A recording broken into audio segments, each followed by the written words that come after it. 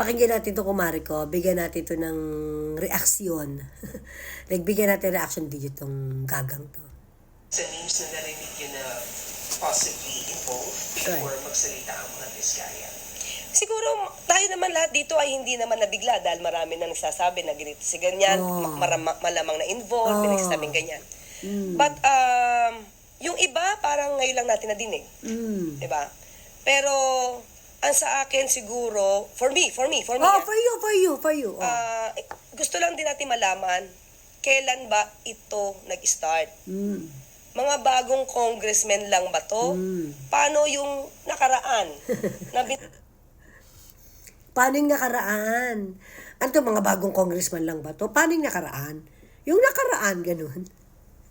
Tangina mo, kaya wala ka nare-resolve eh.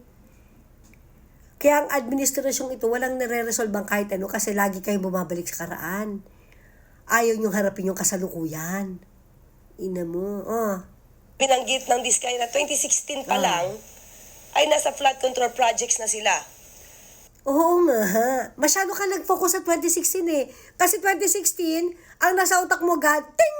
Duterte administration. Yun agad eh. 2016. Hindi nga lang 2016 dahil panahon na ni Arroyo, panahon ni Pinoy, panahon ni Duterte, nandyan na sila sa flood control project na yan. Ang kaibahan lang, walang nanghihingi sa kanila. Wala. Ang nanghihingi sa kanila, yung nung panahon ni Bangag, 2022, hanggang kasalukuyan.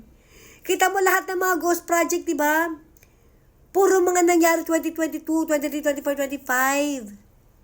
Yung 1.2 trilyon na inilabas ng pamahalaan mula sa pera ng taong bayan. Di ba ninakaw nga ng mga politiko, ng mga lawmakers, ng mga DPWH officials na yan. Yan nga yung sinabi ni Diskaya. Kaya nga siya nandiyan, isiniwalat niya. Yung pera na kinukubra sa kanya ng mga mambabatas sa panahon ni Bangag. Babalik ka na naman sa nakaraan, nakarinig ka lang ng 2016. Ting! Duterte! Ang hina kasi ng ulo mo. Walang laman ng utak mo. Ina mo ka. Pobelya. May mga involved bang mga politiko doon? So, wala siyang binigay na taon. Di ba? So, hindi ka kasi nakikinig, may binigay siyang taon. Nakafocus ka lang kasi sa 2016 kasi, ting! Duterte. Yun lang yun. Wala siyang binigay ng pangalan nung 2016, ting! Duterte. Kasi nga, wala naman nang hingi. May nanghingi daw, pero hindi naman naging successful. Hindi niya binigyan. Hindi katulad nitong panahon ni Bangag. Dahil yun nga sinabi niya, di ba? Panahon nito ni Bangag, yung man nanghingi ng pera. Kaya nga puro ghost control project, kaya ghost project ang nangyari eh. Puro mga substandard. Nakita niyo sa TV, yung bilyong-bilyong kwarta na ipinakita, hayop, cold cash.